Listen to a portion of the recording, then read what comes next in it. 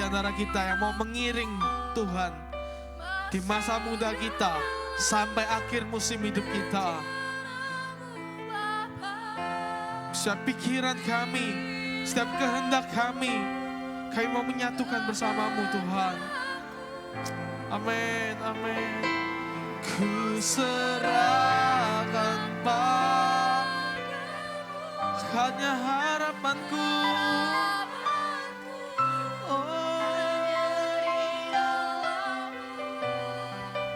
Ku kan teguh bersamamu Tuhan, jadikanku bejanamu untuk memuliakan. Sekali lagi, lebih lembut lagi, katakan mengiringmu seumur hidupku, masuk dalam rencanamu Bapa. Pikiranku, kehendakku, kami mau satukan bersamamu Tuhan. Ku serahkan padamu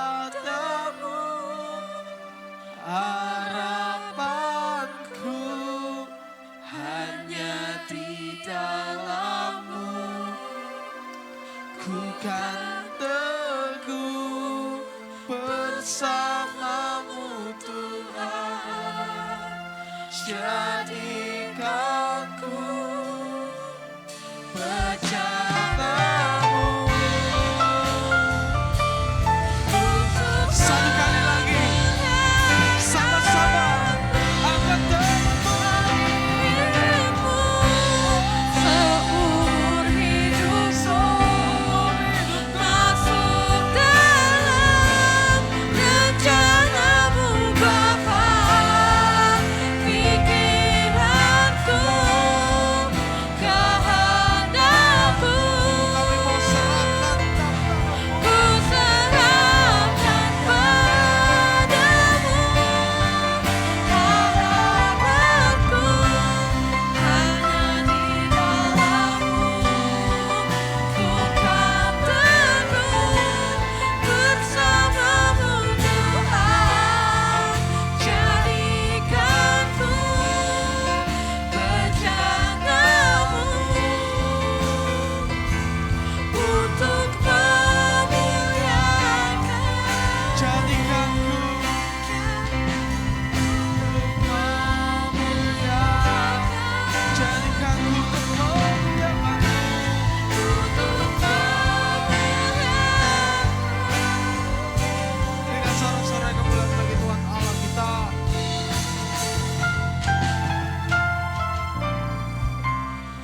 Dalam ibadah siang hari ini Tuhan, kami boleh Tuhan kembali datang ke dalam hadirat-Mu, kembali bersatu Tuhan dalam perkenanan-Mu Tuhan, lewat musyawarah ibadah pada siang hari ini Tuhan. Kami mengucap syukur kalau misalnya siang hari ini kami boleh beribadah, datang di tempat ini dengan keadaan baik-baik saja. Itu semua karena kasih karunia-Mu Tuhan. Dan sebentar lagi kami akan masuk ke dalam kebenaran firman-Mu, meteraikan setiap janji pada firman-Mu pada siang hari ini dalam kehidupan hati kami Tuhan. Sehingga kami mau Tuhan, ketika kami pulang dari tempat ini, kami mau diubahkan, kami mau diberkati dengan pemahaman firman yang benar di dalam salib-Mu Tuhan. Sembunyikan kami di bawah salib-Mu Tuhan, biar nama-Mu saja yang dimuliakan pada siang hari ini.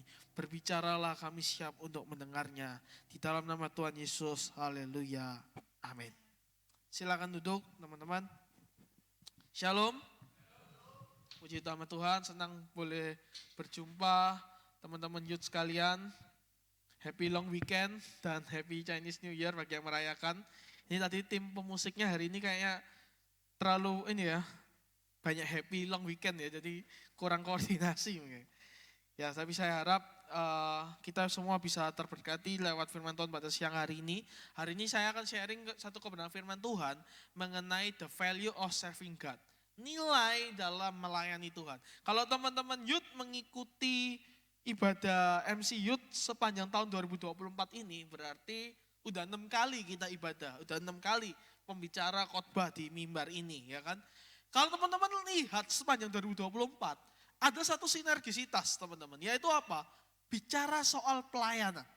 Minggu lalu ketua kita bicara soal amanat agung. Bagaimana seorang pelayan Tuhan, seorang murid Kristus, seorang pengikut Kristus, itu bukan cuma sekedar pergi keluar, mengajar keluar, tapi menjadi murid. 2 minggu yang lalu kita juga belajar mengenai iman.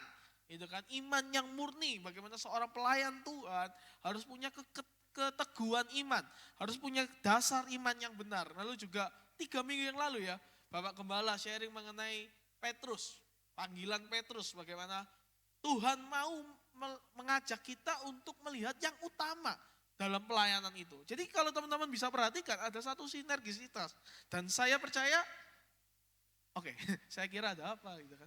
Dan saya percaya sinergisitas ini bukan kita janjian.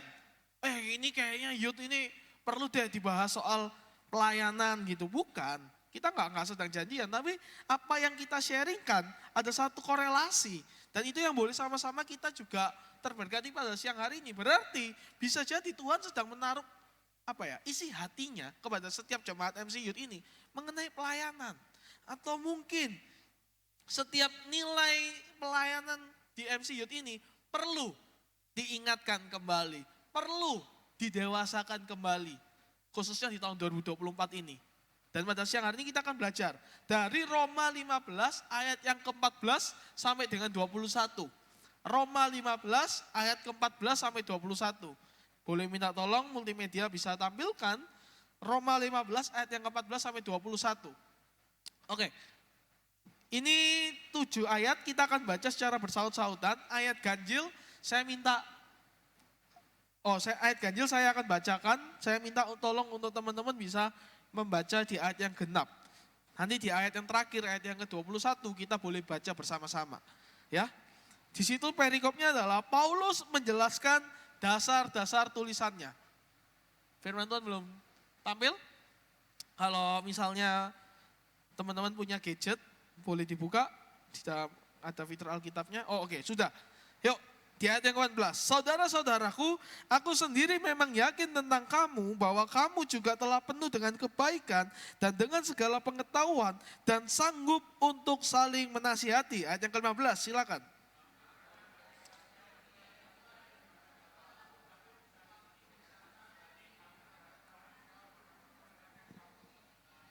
Yaitu bahwa aku boleh menjadi pelayan Kristus Yesus bagi bangsa-bangsa bukan Yahudi dalam pelayanan pemberitaan Injil Allah, supaya bangsa-bangsa bukan Yahudi dapat diterima oleh Allah sebagai persembahan yang berkenan kepadanya yang disucikan oleh Roh Kudus. Ayat 17.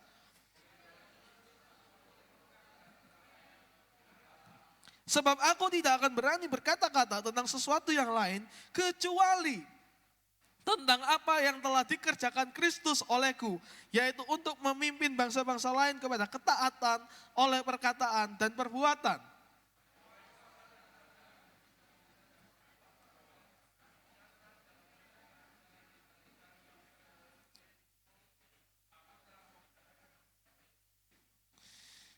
Dan dalam pemberitaan itu aku menganggap sebagai kehormatanku bahwa aku tidak melakukannya di tempat-tempat di mana nama Kristus telah dikenal orang, supaya aku jangan membangun di atas dasar yang telah diletakkan orang lain. Tetapi ayat yang ke-21 kita baca bersama-sama, 1, 2, 3, ya. Tetapi sesuai dengan yang ada tertulis, mereka yang belum pernah menerima berita tentang Dia akan melihat Dia, dan mereka yang tidak pernah mendengarnya akan mengertinya. Amin. Nah, teman-teman, kalau kita baca di dalam suratan Roma ini adalah kisah bagaimana Paulus menuliskan suratnya untuk jemaat Roma. Kalau teman-teman lihat apa yang kita baca tadi, Paulus itu menunjukkan kepada jemaat Roma yang sudah melayani Tuhan.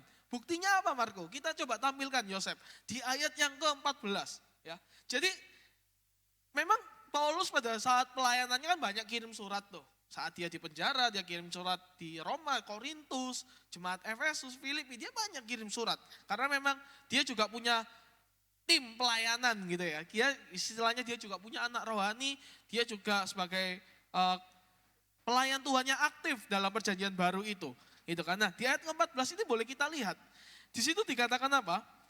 Saudara-saudaraku, maksudnya jemaat Roma, aku sendiri memang yakin tentang kamu, bahwa kamu juga telah penuh dengan kebaikan, dengan segala pengetahuan, dan sanggup untuk saling menasihati. Nah, ini bicara bagaimana jemaat Roma sudah hidupnya di dalam Tuhan.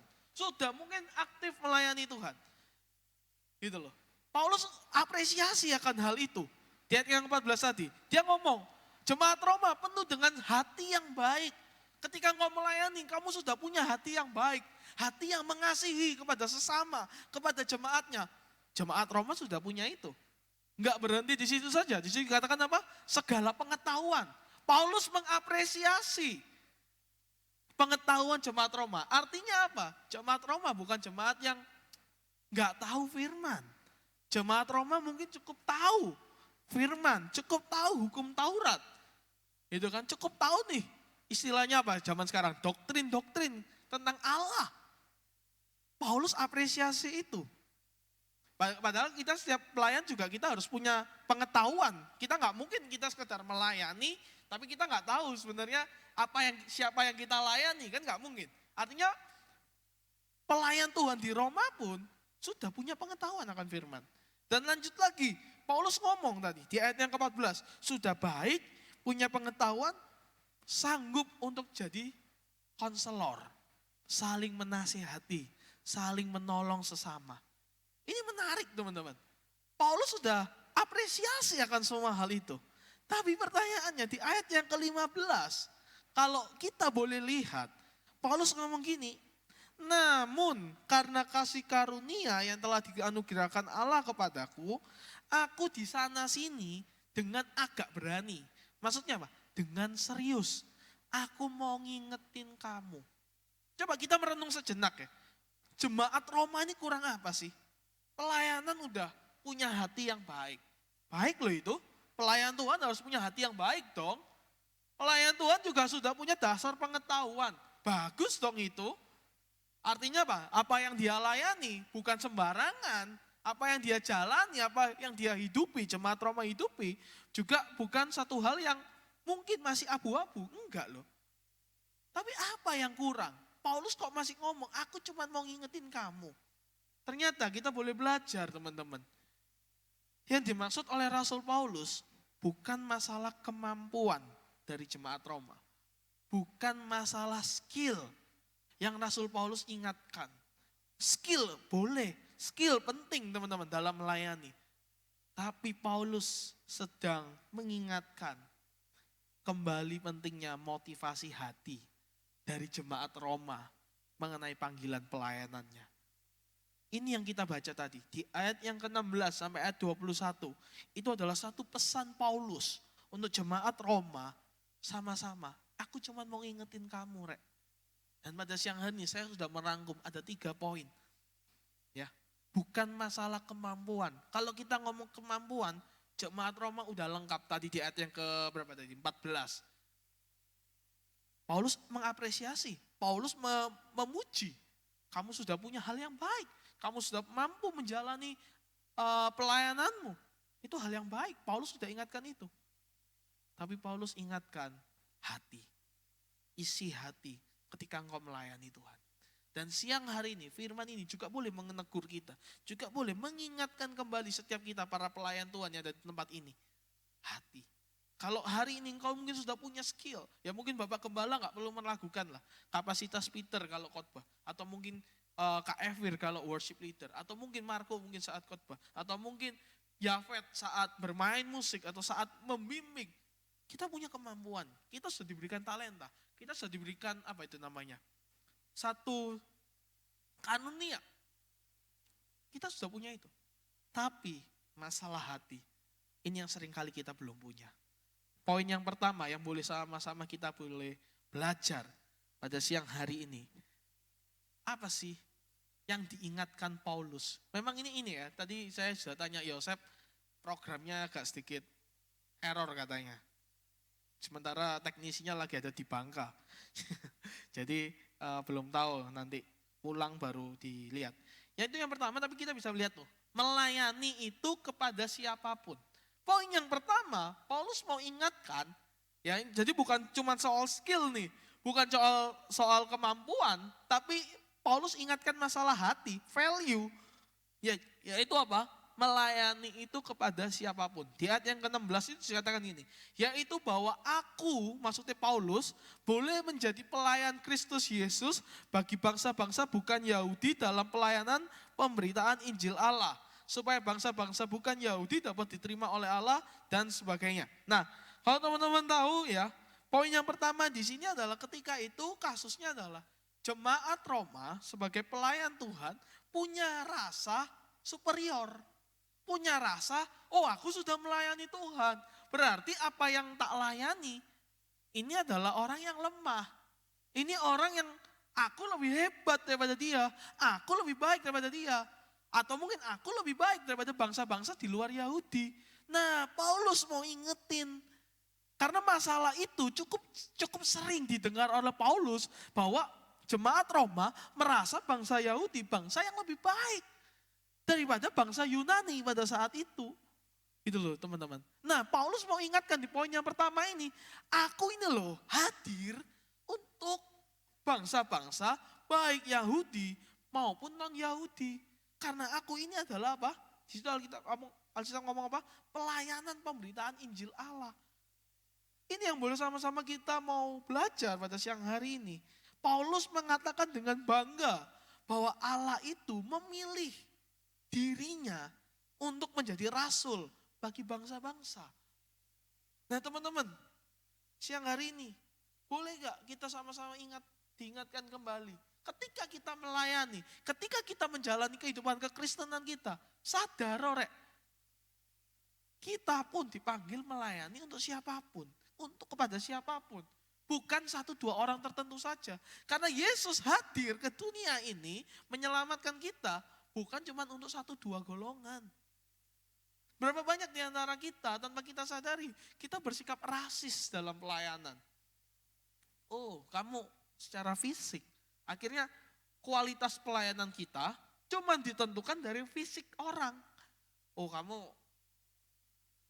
rupanya bagus nih. Rupanya kayak good looking lah. Asik nih kalau dibuat teman. Asik nih kalau dijadiin pelayanan.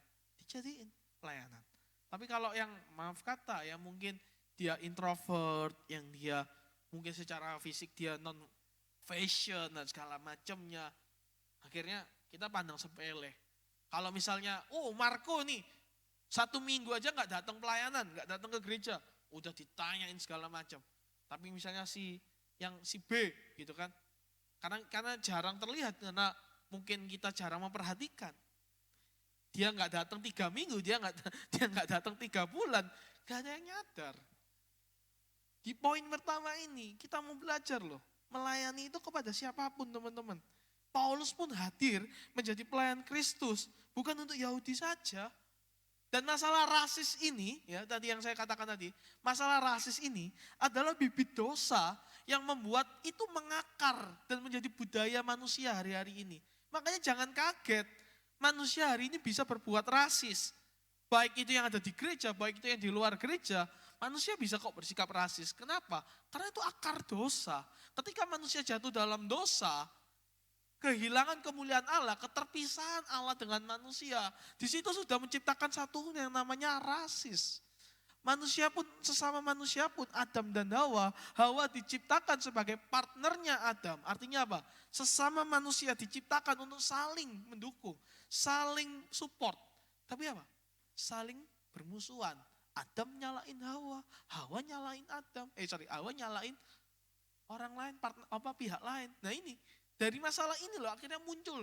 Dari perjanjian lama kan banyak bangsa-bangsa saling berperang, saling merasa superior dan segala macamnya.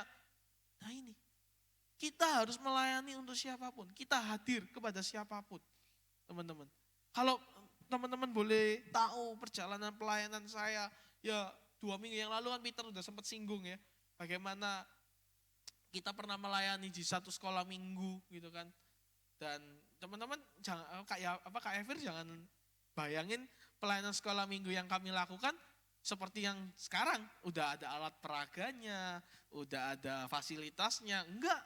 nggak lebih baik daripada tempat ini. Puji Tuhan kalau misalnya hari ini kita bisa melayani dengan penuh dengan fasilitas yang baik. Gitu loh. Berapa tahun yang lalu saya dikontak sama seorang pembina itu. Dia bilang kalau hari Minggu dia itu jarang, kadang tuh hari Minggu tuh dia masuk kerja. Nah, akhirnya kalau misalnya dia masuk kerja nggak ada yang handle sekolah minggunya itu. Gitu loh. Nah ketika saya dikasih tawaran itu saya ingat kepikiran saya cuman Peter. Cuman jadi sebenarnya tawaran itu sebenarnya yang datang itu dari saya, kepada saya gitu loh. Nah karena saya mikir, saya butuh partner kan. Waktu itu saya ajak Peter karena saya mikir, oh Peter satu frekuensi lah sama saya. Kalau dia masalah soal pelayanan nggak pernah yang persulit yang kayak gimana-gimana, selektif, enggak. Dia gaspol aja. Nah akhirnya kita melayani dengan keterbatasan kita loh teman-teman. Waktu itu saya belum punya motor, belum bisa naik motor bahkan. Ya, Peter bisa naik motor tapi belum punya motor, kasihan ya waktu itu ya. Semua itu awal mula pelayanan. Kita sampai waktu itu harus naik angkot, naik bis, kadang jalan kaki. Teman-teman yang kita layanin bukan jumlahnya segini teman-teman. Paling yang datang tuh cuma 3-4 orang. Saya tuh sampai serius ini mau diladenin. Bahkan kayak ongkos kita jauh lebih mahal daripada uang persembahan mereka. Loh kita ngomong jujur-jujuran tuh cuma 3-4 anak. Bukan orang kaya, bukan anak orang kaya. Tempatnya, fasilitasnya juga bukan di ruangan, kadang kita tuh di lorong teman-teman. Lorong tempat orang jalan itu loh, tanya Peter. Cuman beber apa itu namanya tiker ya gitu ya. Cuman beber tiker, kita ajak anak-anak untuk nyembah. Orang-orang cuman jalan, apa nyembah kira. Sekarang seminim itu fasilitasnya. Kadang di gudang, tapi kita nggak punya pikiran minta imbalan. Kita nggak ada pikiran kayak oh ini nggak oke lah Pak segala macam. Kita bisa layani itu gitu loh. Dan apa sih namanya? Sampai hari ini pun ya kita juga di MC Team juga kita melayani kepada siapapun. Bukan cuman yang 1-2 orang. Oh mentang-mentang ini anaknya Ko Budi gitu kan, ini BW nggak ada ya. Jadi mentang-mentang dia ini kita harus berikan privilege khusus. Enggak, kalau memang salah ya salah. Kalau memang benar ya benar. Kita harus support kepada siapapun. Seperti Kristus melayani, dia datang ke dunia ini untuk siapapun. Nah ini ada satu quotes yang menarik. Musuh terbesar dalam melayani Tuhan itu adalah 3. Seringkali munculnya rasa bersalah, rasa takut, dan rasa superior. Rasa bersalah ketika mungkin kita melayani Tuhan, tapi kita punya masa lalu yang buruk. Kita punya masa lalu yang kelam. Kita diberi kesempatan nih melayani. Enggak dulu deh, enggak sanggup aku melayani. Kenapa? Muncul rasa bersalah. Aku enggak lebih baik deh. Aku loh enggak suci, enggak pantas deh aku melayani Tuhan. Tuh, lihat itu, rasa bersalah. Akhirnya apa? Menghantui, jadi bayang-bayang. Dan kita nggak mau melayani Tuhan. Kita undur dari pelayanan Tuhan. Atau kita maju mundur, kita ragu-ragu dalam melayani Tuhan. Rasa bersalah. Yang kedua, rasa takut. Oh, dikasih kesempatan, ayo kamu doakan dia. Aduh, enggak deh, takut. Enggak bisa aku, enggak mampu aku. Aku enggak jago ngomong. Aku enggak paham firman, aku belum katam firman. Udah, jangan aku. Takut. Dan yang ketiga, ini bahaya. Rasa superior. Dan ini jadi poin kita. Teman-teman tahu maksudnya rasa superior ya? Rasa merasa lebih baik. Rasa Rasa ingin untuk melihat orang itu lemah, memandang lemah. Itu rasa superior. Kenapa? Mungkin kita merasa oh diri kita lebih baik. Oh diri kita lebih suci nih. Oh diri kita lebih berpengalaman nih.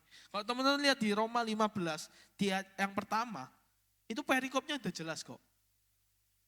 Ayat yang pertama ya, kita yang kuat wajib menanggung yang lemah.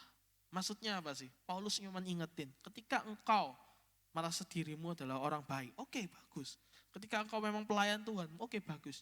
Tapi ingat toh, di bawahmu, sesamamu, rekanmu mungkin ada yang lemah, berikan kekuatan. Lemah bukan cuma soal fisik, lemah mungkin juga bicara soal ekonomi kah, lemah juga bicara soal imannya kah, lemah juga bicara soal emosionalnya kah, dia merasa kepercayaan dirinya lemah kah, kita harus tanggung, kita harus kuatkan. Itu loh pentingnya melayani. Melayani itu kepada siapapun. Matius 20 ayat 28.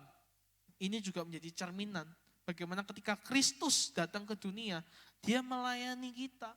Sama seperti anak manusia datang bukan untuk dilayani, melainkan untuk melayani. Dan untuk memberikan nyawa menjadi tebusan bagi banyak orang. Hari ini kalau kita boleh berada di MC Youth, ingat toh, pelayanan kita bukan cuma di jemaat GHB saja. Satu waktu kita harus benar-benar keluar. Bahkan bisa jadi pelayanan kita bukan di gereja ini, tapi di kehidupan sekuler kita. Baik itu yang sekolah, baik itu yang sedang bekerja, kita bisa lakukan pelayanan itu. Gitu loh. Jangan sampai orang kerjamu tahu kamu ini pelayan Tuhan, aktif di gereja, tapi kerjaanmu ternyata menduakan Roh Kudus, mendukakan Roh Kudus, kan sama aja. Nah ini, pentingnya bagi kita juga bisa melayani kepada siapapun lewat cerminan kehidupan kita. Itu loh. Sama seperti Kristus mencontohkan dirinya sebagai seorang pelayan. Dia yang ada di tahta kudusnya, dia yang ada di sorga, rela turun ke dunia. Menjadi rupa seorang pelayan. Melayani. Dia datang bukan untuk dilayani. Dia melayani kita-kita ini yang berdosa. Dia mengambil posisi yang mungkin yang paling hina. Untuk mencari siapa? Kita yang terhilang. Dan menyelamatkan kita. Sehingga pelayanan itu bukan cuma didasarkan pada selera, teman-teman. Saya cuma ingetin di poin pertama ini, pelayanan itu bukan didasarkan pada emosional saja, pada selera saja. Tapi seharusnya pelayanan itu boleh sama-sama kita lihat sebagai panggilan untuk memenuhi kebutuhan seseorang. Bukan cuma sekedar emosional, bukan soal suka, enggak suka, mau, enggak mau, no. Tapi pelayanan itu adalah sebuah panggilan. Ya, pelayanan itu adalah sebuah hal penting. Jadi kebutuhan seseorang. Seperti ilustrasinya Bu Marsyani ya, beberapa waktu yang lalu. Dia mengatakan, kalau dokter dibutuhkan untuk menyembuhkan fisik manusia. Sama seperti seorang pelayan Kristus dibutuhkan. Untuk apa? Memenuhi kebutuhan batinia kita. Apa sih susahnya ketika kita mau melayani kepada siapapun? Bukan cuma 1-2 orang saja kita layani. Kita bisa melayani semua orang. Kita melayani semua yang terhilang. Bangsa-bangsa yang lain. Orang-orang yang lain di luar sana. Mungkin belum mengenal Kristus. Atau mungkin kenal Kristus. Tapi masih setengah-setengah pengalamannya, pemahamannya. Tapi kita tahu pada siang hari ini, kiblat pelayanan kita itu Kristus. Yesus hadir untuk siapapun. Maka sejatinya kita pun melayani untuk siapapun, teman-teman. Di poin yang kedua, Paulus ingetin lagi, bukan cuma melayani itu kepada siapapun, tapi melayani itu memberitakan hanya kebenaran Kristus. Di ayat yang ke-17, di situ dikatakan, jadi dalam Kristus aku boleh bermegah tentang pelayananku bagi Allah. Nah, kata di ayat yang ke-17 ini menunjukkan Paulus itu bermegah bukan karena spektakuler pelayanannya, bukan karena kehebatan pelayanannya, bukan karena experience, bukan karena pengalaman-pengalamannya, kemampuan dirinya dalam melayani Tuhan sehingga dia boleh bermegah. Tapi Alkitab ngomong, Isan, dalam Kristus aku boleh bermegah. Siapa yang dimegahkan? Kristus, teman-teman. Dan di ayat yang ke-18 disitu katakan apa? Sebab aku tidak akan berani berkata-kata tentang sesuatu yang lain kecuali tentang apa yang telah dikerjakan Kristus olehku. Nah, mengapa saya kasih poin di yang kedua ini kata hanya? Karena di ayat yang ke-18 itu Paulus sudah jelas kok ngomong. Aku enggak berani berkata-kata tentang sesuatu yang lain kecuali Injil. Maksudnya di poin yang kedua ini adalah pesan bagi kita, ketika kita melayani Tuhan, ingatlah yang kita beritakan hanya kebenaran Kristus. Bukan cuma kebenaran-kebenaran diri kita sendiri. Bukan cuma kabar-kabar tentang diri kita sendiri. No, teman-teman. Tapi kebenaran Kristus itu saja yang dia beritakan. Dan gak cuma di situ, Paulus ngomong, yang dia alami. Apa yang telah dikerjakan oleh Kristus. Saya percaya ketika pelayanan itu, Seperti ada lagu apa? Bak urapan di kepala Harun dan kejanggut dan jubahnya turun seperti embun yang dari Hermon mengalir ke Bukit Sion. Ini tuh lagu lama itu. Tapi saya masih ingat itu. Ada soalnya itu syair dari Mazmur. Ini teman-teman kayaknya nggak ada yang tahu ya lagu itu ya. Itu lagu lama. Tapi saya percaya gini, pelayanan itu adalah impartasi.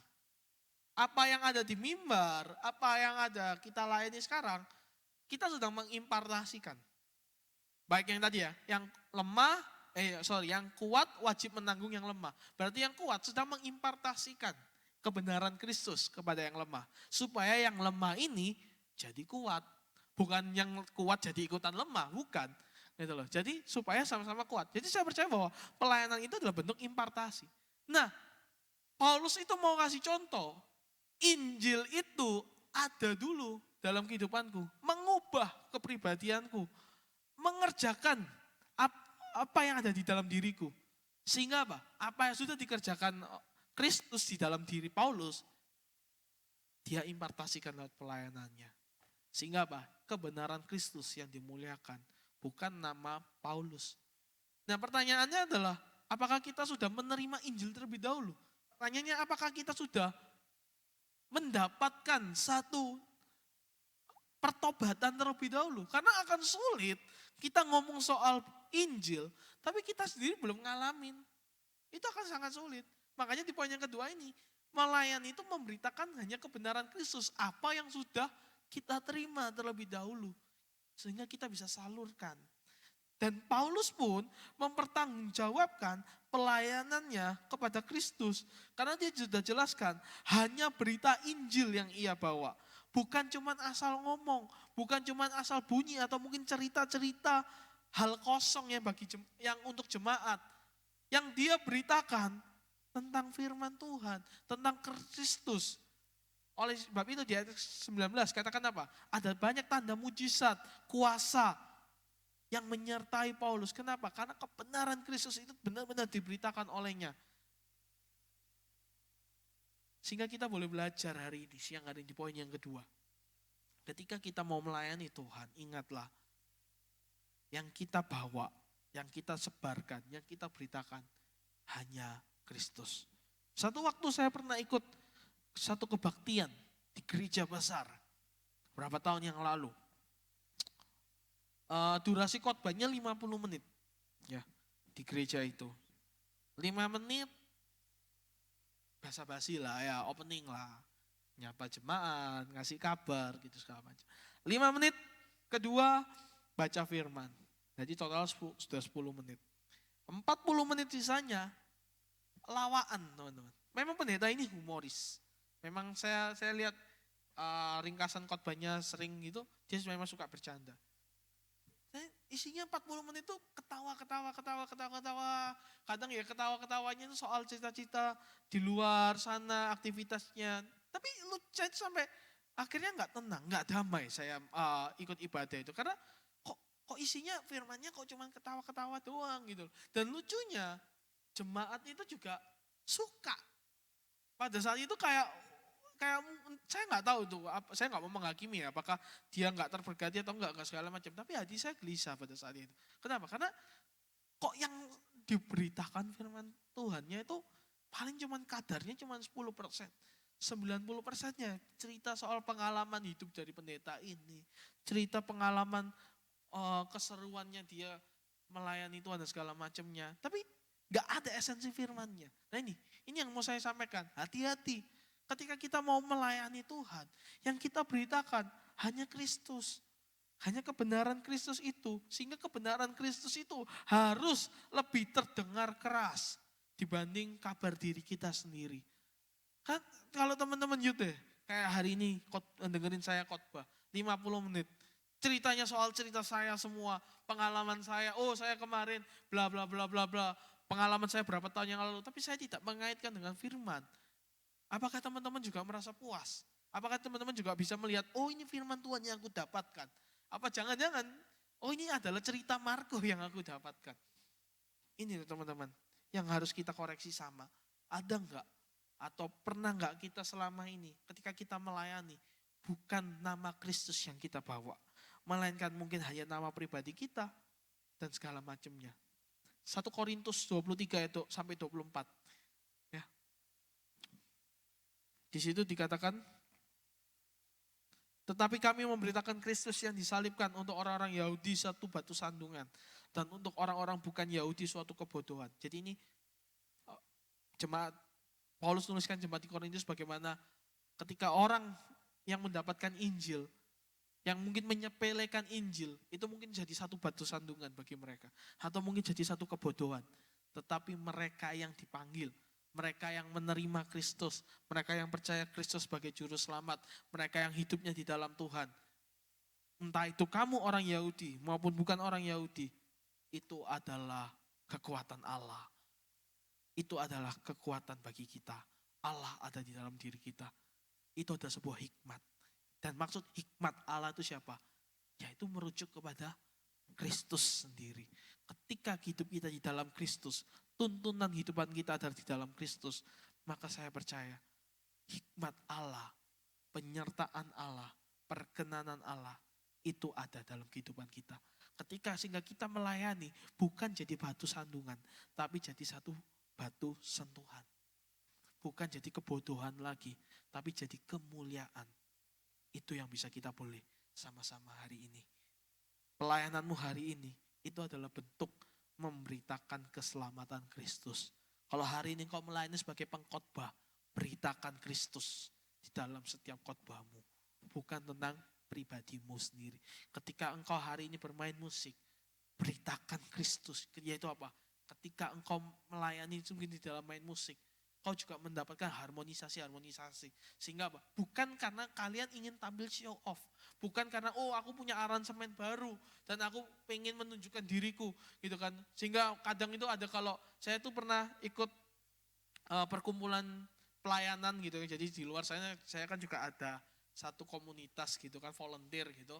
Dan dia cerita kayak serba-serbi pelayanan gitu. Bukan untuk menggibah sih, tapi untuk sharing saja. Gitu kan, bagaimana dia ngomong ada misalnya pemusik itu minta suaranya dia harus lebih terdengar dibanding suara pemusik lainnya loh. Padahal kan kalau namanya musikalitas ini kan juga semuanya harus saling berkaitan gitu loh, bukan satu yang lebih menonjol dan lain sebagainya. Nah ini tanpa kita sadari ada indikasi-indikasi ingin tampil sendiri. Ketika mungkin worship leader, hari ini kau mendapat kesempatan melayani Tuhan sebagai worship leader, ingat toh, ketika engkau melayani sebagai worship leader, kau sedang memberitakan Kristus lewat lagumu, lewat nyanyianmu. Jangan sampai worship leader udah tahu jemaatnya udah nadanya pas-pasan, ngeri gitu ya. Tapi nadanya minta ditinggi-tinggiin terus. Karena mentang-mentang worship leadernya ini bisa nyanyi yang sampai 7 oktav gitu kan. Tapi jemaat udah gitu kan. Itu kan juga tidak memberkati. Apakah itu sebagai bentuk kita sedang memberitakan Kristus? Apakah kita sedang mengatakan, oh hidup kita, pelayanan kita sedang gospel center atau Christ center, berpusat kepada Kristus? Enggak teman-teman. Bisa jadi itu cuman karena diri kita sendiri yang ingin tampil show off. Ketika engkau mungkin usher, kau bisa mengasihi, kau bisa memberikan salam, bukan karena Anda ingin dilihat secara parasnya, Anda ingin dilihat secara rupanya, tapi Anda bisa membagikan kasih perhatian Anda seperti jemaat kasih mula-mula yang Alkitab sudah kasih contoh. Melayani itu hanya memberitakan Kristus. Dan yang ketiga, dan ini jadi yang terakhir ya. Di ayat yang ke-20, bisa terlihat gak? Dan dalam pemberitaan itu aku menganggap sebagai kehormatanku bahwa aku tidak melakukannya di tempat-tempat di mana nama Kristus telah dikenal orang, supaya aku jangan membangun di atas dasar yang telah diletakkan orang lain. Tetapi sesuai dengan yang ada tertulis, mereka yang belum pernah menerima berita tentang Dia akan melihat Dia, dan mereka yang tidak pernah mendengarnya akan mengertinya. Poin yang ketiga, kalau yang pertama tadi Paulus mau ingatkan, melayani itu kepada siapapun. Gak peduli kamu lihat orangnya, gak peduli siapa yang akan kamu layani, dia gak akan melihat itu. Karena ketika kita melayani, kita sedang melihat Kristus. Dan kita pun mau seperti Kristus melayani kepada siapapun. Yang kedua, melayani itu hanya memberitakan Kristus. Hanya memberitakan keselamatan Kristus. Gak ada yang lain yang bisa kita beritakan. Yang ketiga, melayani itu berani dan penuh tanggung jawab. Ya, di ayat yang ke-20. Dan dalam pemberitaan itu aku menganggap sebagai kehormatanku. Artinya Paulus mengatakan bahwa pelayanan itu adalah sebuah kehormatan. Beberapa waktu yang lalu Pak Gembala juga sharing ya di cuplikan videonya, kisahnya. Pelayanan itu adalah sebuah kehormatan. Maksudnya apa sih sebagai kehormatan itu? Maksudnya adalah pelayanan itu adalah hal istimewa. Kesempatan yang gak semua orang bisa dapatkan. Sehingga apa? Ketika engkau mendapat kesempatan melayani, itu adalah sebuah kehormatan. Itu teman-teman, yang boleh kita sama-sama pahami. Pelayanan itu sebagai kehormatan. Ketika Anda hari ini punya kesempatan kenal Kristus, ketika hari ini Anda punya kesempatan untuk menerima Yesus sebagai juru selamat Anda, mendapat kesempatan mendengar kabar Injil dengan baik-baik saja, tanpa kekurangan satu apapun secara lantang. Ingat toh, itu adalah sebuah kehormatan. Kenapa? Itu adalah spesial, khusus. Dan Paulus ingetin lagi, aku tidak melakukannya di tempat di mana nama Kristus telah dikenal orang, supaya aku jangan membangun di atas dasar yang telah diletakkan orang lain. Nah, maksudnya apa sih? Paulus juga menghargai setiap ladang pelayanan Tuhan masing-masing. Paulus sadar pelayanan itu bukan cuma dirinya sendiri. Mungkin ada di luar sana, di kota-kota lain, ya, yang juga seperti Paulus sedang menjalankan misi panggilan Allah. Gitu loh. Tapi Paulus mau ngomong, aku mau keluar dari zona nyamanku. Aku gak mau cuman hanya orang-orang yang sudah kenal Kristus yang aku beritakan. Atau mungkin orang yang sudah dilayani oleh Timotius, anak rohaniku. Terus aku ikut-ikutan memberitakan kepada jemaat Timotius. Enggak. Artinya apa? Pelayanan itu juga punya etika. Pelayanan itu juga punya tanggung jawab, keberanian. Nah masalahnya berani gak kita ketika kita boleh sama-sama melayani ke orang-orang yang mungkin belum kita kenal.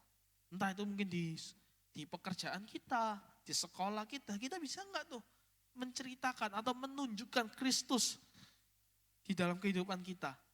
Kita harus bisa berani menyuarakan kebenaran Kristus di luar zona nyaman itu tadi. Sehingga apa? Boleh kita lihat di ayat yang ke-20 ini refleksinya apa? Menjangkau ikan itu di laut, bukan di kolam tetangga. Gitu teman-teman. Penjangkauan itu kepada orang-orang yang belum mengenal Tuhan, yang belum mengenal Kristus. Kita bisa ajak, peluk, kita rangkul dia untuk kembali ke Kristus, untuk ada di dalam jalan Kristus. Itu yang harusnya kita benar-benar pelajari pada siang hari ini yang ketiga ini. Melayani itu penuh dengan keberanian dan tanggung jawab seperti Paulus. Penuh dengan etika, penuh dengan satu kesungguhan hati. Gimana pelayanan itu bukan untuk main-main, tapi itu jadi satu kehormatan bagi dirinya. Satu waktu, mungkin 2 tahun yang lalu, saya itu pernah diundang persekutuan doa SMK ya di Surabaya. Waktu itu saya ingat, saya khotbah soal Daniel. Saya khotbah teman-teman SMK, jemaatnya ibadah selesai, saya itu disamperin sama pembinanya. Loh, saya tahu pembina ini, kayak berapa tahun yang lalu juga pernah diundang, juga pernah ngisi, jadi saya tahulah pembinanya ini. Saya juga kaget, oh kok masih dia, tak kirain udah ganti pembina gitu kan. Ternyata masih sama, akhirnya kita ngobrol, dia tanya, loh Marco teologi di mana? Oh enggak Pak, enggak Kak. Waktu itu saya panggilnya Ko sih. Oh enggak Ko, saya sekuler, kerjaan sekuler, cuman ini apa? Ya kalau di gereja aktif pelayanan aja sih. Oh di gereja aktif pelayanan ya? Iya. Pelayanan apa? Saya bilang pelayanan kaum muda gitu kan. Di mana? Saya sebutkan di Miracle bla bla bla. Terus dia ngomong gini tiba-tiba. Memang ya, pelayan Tuhan zaman sekarang itu hanya menjadi raja di atas gerejanya. Saya langsung kaget teman-teman. Ini saya tuh batin ya. Ini kamu gak pernah pelayanan be aku, baru sekali ketemu, sekali ngundang, tapi kok kayak enjulit. Jadi kayak mungkin bagi saya kalau saya punya manusia lama saya akan tersinggung kan. Kok tiba-tiba ngomong, oh bersih, ngomong gini kok ngomongin bahasa soal, iya kenapa ya, kok Jadi pelayan Tuhan zaman sekarang itu selalu menjadi raja atas gerejanya. Terus saya bisa coba untuk berdiskusi, haha iya kok, maksudnya ya apa, gini-gini. Dan kita sharing. Dan lama-lama saya juga merenung. Saya paham dengan cara pikirnya dia. Dia tuh mikir gini loh, kenapa banyak anak muda jago banget melayani, cuman di tempatnya kandangnya masing-masing. Istilahnya zaman Kristen zaman sekarang tuh jago kandang tok. Itu yang sebenarnya highlightnya dia tuh ngomong kayak gitu. Tapi saya juga merenung. Dan itu juga satu sisi mungkin Roh Kudus pakai untuk mengingatkan saya. Oh iya ya, jangan sampai pelayanan saya cuman bisa spread out, cuman bisa lantang terdengar. Kalau cuman di gereja doang, cuman di youth ini doang. Tapi kalau dalam sekuler, mungkin dalam keseharian saya, kayaknya saya jadi macan ompong gitu loh. Bukan macan yang bisa mengaung kalau ketika saya ada di gereja. Misalnya seperti itu. Akhirnya saya mengingatkan, akhirnya orang ini juga boleh memberkati saya dengan mungkin dengan ucapan yang mungkin sangat nyelekit gitu ya bagi orang yang gak kenal dia. Tapi saya jadi ngerti, iya ya. Berapa banyak di antara kita orang-orang Kristen cuman main aman, jago kandang. Kita gak berani memberkati orang lain. Kita gak berani memberkati menjangkau orang-orang yang di luar sana. Ada begitu banyak loh orang-orang jiwa-jiwa, itu jiwa-jiwa loh teman-teman, yang membutuhkan Kristus, yang membutuhkan pertolongan. Jadi responi panggilan pada siang hari ini. Ingat, pelayanan bukan cuma sekedar di mimbar. Pelayanan juga bentuk dari kehidupan kita. Pelayanan itu untuk kepada siapapun teman-teman. Dan yang kedua, pelayanan itu ingat, bukan diri kita yang tonjol. Bukan diri kita yang terlihat. Tapi Kristus yang terlihat lewat kehidupan kita. Dan yang ketiga, pelayanan itu harus berani dan penuh tanggung jawab. Menuntaskan pelayanan itu. Sehingga apa? Di ayat yang ke-21, kita boleh baca bersama-sama ya. Yang bawah kuning itu. 1, 2, 3 ya. Mereka yang belum pernah menerima berita tentang dia akan melihat dia. Dan mereka yang tidak pernah mendengarnya akan mengertinya.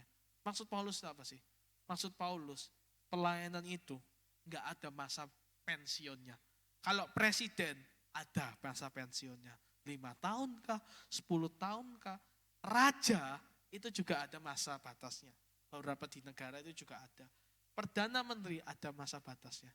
Kita bekerja aja ada masa pensiunnya teman-teman. Ya, kita sekolah aja juga ada masa batasnya. Kuliah mentok berapa semester? Ada kuliah yang nulisnya maksimal 12 semester. Atau mungkin 10 semester, lebih daripada itu. Mohon maaf, kamu gak bisa sekolah kuliah lagi. Karena ada masa limitasinya. Tapi pelayanan gak ada loh masa limitasinya. Gak ada ceritanya.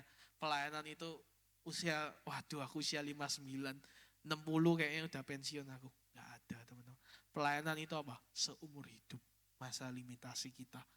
Artinya apa? Ini Paulus ngomong. Sampai mereka yang belum menerima berita tentang Kristus, sampai mereka bisa melihat Kristus. Mereka yang belum dengar berita tentang Kristus, mereka sampai bisa mengerti, memahami Kristus itu ada dalam kehidupan mereka. Berani bertanggung jawab dalam mengerjakan panggilan pelayanan Tuhan. Pelayanan dalam panggilan Tuhan tidak akan pernah membuat kita kecewa dan menyesal, melainkan membuat kita bersyukur untuk serius mengerjakannya. Karena apa? Pelayanan itu sebuah kehormatan. Ketika kita tahu bahwa pelayanan itu sangat penting dalam kehidupan kita. Ketika kita tahu bahwa pelayanan itu adalah satu kehormatan. Maka seharusnya kita gak pernah merasa kecewa. Aduh ngapain saya aku sampai harus dijadwal. Kita harusnya gak punya pikiran seperti itu. Aduh ngapain saya aku harus kok kayak gini. Enggak teman-teman. Kenapa? Itu satu kehormatan loh. Sehingga apa? Ketika kita menerima kehormatan itu, kita mau menjalankannya enggak dengan penuh tanggung jawab. Itu maksud poin yang ketiga ini. Melainkan bersyukur dan mengerjakannya. Kalau hari ini, coba kita renungkan bersama-sama. Kamu bisa kecewa dan menyesal atas pelayananmu. Wow, teman-teman harus ingat. Mungkin ada yang salah dalam motivasi pelayananmu. Saya mau ulangi sekali lagi. Kalau hari ini kamu bisa kecewa dan menyesal atas pelayananmu, mungkin ada yang salah dalam motivasi pelayananmu. Ada yang hilang dari nilai niat isi hatimu ketika engkau melayani Tuhan? Atau sejatinya pelayananmu hanya menjadi satu komoditas di hadapan manusia dengan mengatasnamakan Tuhan? Ini yang seringkali mungkin kita alami. Kita menjadikan pelayanan ini ada satu komoditas doang. Satu alat supaya kita bisa dilihat sesama manusia kita. Sehingga ketika manusia itu ngelihat kita dan tidak menghargai pelayanan kita jadi kecewa.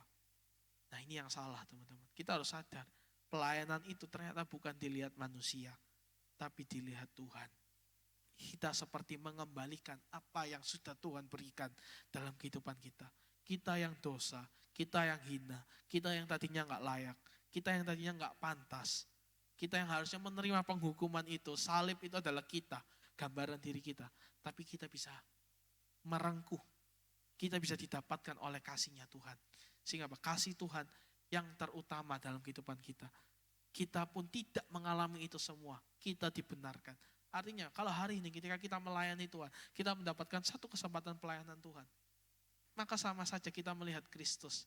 Oh iya ya, Kristus sudah terlebih dahulu kasih teladan, kasih contoh buat aku. Makanya gantian, aku mau memberikan apapun yang terbaik, keterbatasanku untuk Tuhan. Amin. Kiranya firman Tuhan boleh memberkati kita semua. Alarm khotbah saya juga sudah habis. Saya undang para pemusik, WL Singer untuk naik ke panggung. Kita bangkit berdiri. Dalam kehidupan pelayanan kekristenan tidak pernah lepas dengan persoalan pikul salib teman-teman. Gak pernah ada ya. Ceritanya di Alkitab itu pelayanan itu digambarkan sebagai pekerjaan yang enak. Pekerjaan yang nikmat, gak ada. Kalau teman-teman lihat arti kata pelayanan itu dolos, keset gitu kan. Hanya menjadi hamba. Artinya kedudukannya itu bukan kedudukan yang tinggi. Dia bukan raja, dia bukan perdana menteri, dia bukan pemimpin suku, bukan. Dulos, pelayan itu dulos. Hamba. Hamba hanya tunduk kepada tuannya. Ya. Konotasi hamba pada zaman perjanjian lama atau perjanjian baru dulu, itu sangat menjijikan teman-teman. Sangat, istilahnya itu sangat tidak manusiawi. Kalau teman-teman tahu sejarah mungkin Romusa dan segala macamnya itu definisi hamba itu kayak gitu, pelayan tuh kayak gitu. Tapi lewat pelayanan yang ada, kita boleh jadi pelayan yang memimpin seperti Kristus. Sehingga mau sampai kapanpun, status pelayan itu akan melekat dalam kehidupan kita. Kita gak akan lebih baik daripada orang lain. Tapi kita jadi satu kesempatan untuk boleh melayani orang lain. Jadi sama-sama tutup mata kita datang di hadapan Tuhan. Ada satu lagu yang boleh sama-sama memberkati kita semua pada siang hari ini. Berikanku hati seperti hatimu, hati yang mengasihi, jiwa yang terhilang. Jiwa yang terhilang. Berikanku mata seperti matamu, mata seperti matamu, memandang jiwa yang dalam. Ku mau berada dalam rencananya dan melakukan perbuatannya. Kita nyanyikan dari awal. Berikanku hati seperti hatimu, berikanku hati seperti hatimu, hati yang mengasihi, jiwa yang terhilang. Berikanku mata seperti matamu, mata seperti matamu, memandang jiwa yang dalam. Ku mau berada,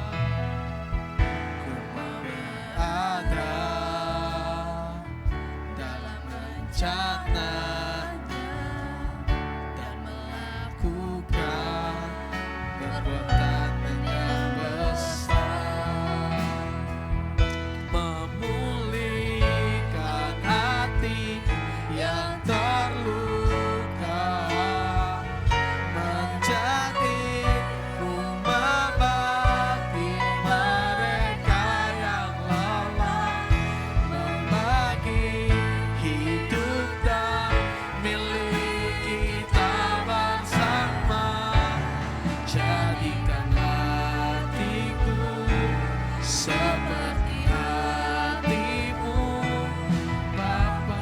sungguh-sungguh lagi. Katakan, berikan ku hati seperti hatimu Tuhan. Berikan ku hati seperti hatimu, oh Tuhan. Hati yang mengasihi, jiwa yang terhilang. Berikan ku mata seperti mata memandang jiwa yang dalam. oh ku mau berada dalam rencananya, lakukan perbuatan yang besar.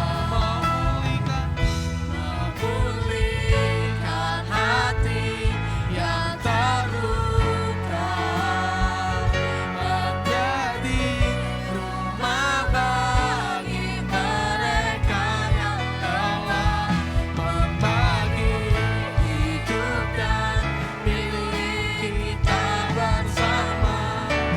Jadikan hati sekali lagi Seperti memulihkan hati. Angkat tanganmu, angkat suaramu. Menjadi rumah bagi mereka yang lelah, membagi hidup dan milik kita bersama. Jadikan hatiku seperti hatimu, Bapa. Siang hari ini kita bersama-sama terberkati lewat firman Tuhan. Lewat suratan Paulus kita boleh belajar mengenai nilai pelayanan Tuhan. Ketika kita melayani Tuhan, maka kita sedang menerima satu kesempatan yang mungkin tidak semua orang mendapatkannya. Lewat firman Tuhan pada siang hari ini kita boleh diajarkan arti pelayanan itu sendiri. Hanya menjadi seorang hamba. Dan bukan bicara soal skill, meskipun kemampuan juga perlu ketika kita melayani. Sebagai bentuk perlengkapan akan pelayanan kita. Tapi ingatlah, lebih daripada itu ada nilai yang terpenting. Nilai hati kita, motivasi kita. Ketika kita melayani Tuhan. Ketika kita melayani Tuhan, kita untuk kepada siapapun. Sama seperti Kristus yang hadir untuk siapapun dalam kehidupan kita. Dan yang kedua, ketika kita melayani, ingatlah, maka itu adalah satu kesempatan untuk kita bisa memberitakan Kristus. Bukan berita yang lain, hanya Kristus. Dan yang ketiga, yang terakhir, melayani itu adalah satu tanggung jawab, adalah satu keberanian. Maukah kita melayani Tuhan dengan penuh sungguh-sungguh di hadapan Tuhan, sehingga Tuhan bisa memandang, ya anakku, engkau boleh melayani dengan setia, dengan penuh ketulusan. Pelayanan bukan bicara soal embel-embel atau transaksi atau minta imbal balik. Tapi pelayanan bicara soal bagaimana hati kita yang kita mau bawa di hadapan Tuhan. Jiwa kita yang kita mau laraskan di dalam Tuhan. Biarlah firman Tuhan pada siang hari ini boleh memberkati kita semua. Dan ini juga jadi satu bahan perenungan bagi kita semua. Tuhan, ini kami Tuhan, khususnya anak-anak-Mu di GAP Miracle Center ini Tuhan. Baik yang sudah mengambil bagian pelayanan atau mungkin baru mengambil pelayanan. Kau mau terus Tuhan, tempa kami, proses kami Tuhan, untuk boleh sama-sama menuju keserupaan dengan Kristus. Tidak dengan yang lainnya Tuhan. Kami mau sungguh-sungguh di hadapan-Mu Tuhan. Sehingga kita mau boleh menjalani pelayanan 2024 ini dengan hati yang bersih, dengan hati yang penuh, utuh di hadapan Tuhan. Ini doa kami Tuhan. Memulihkan hati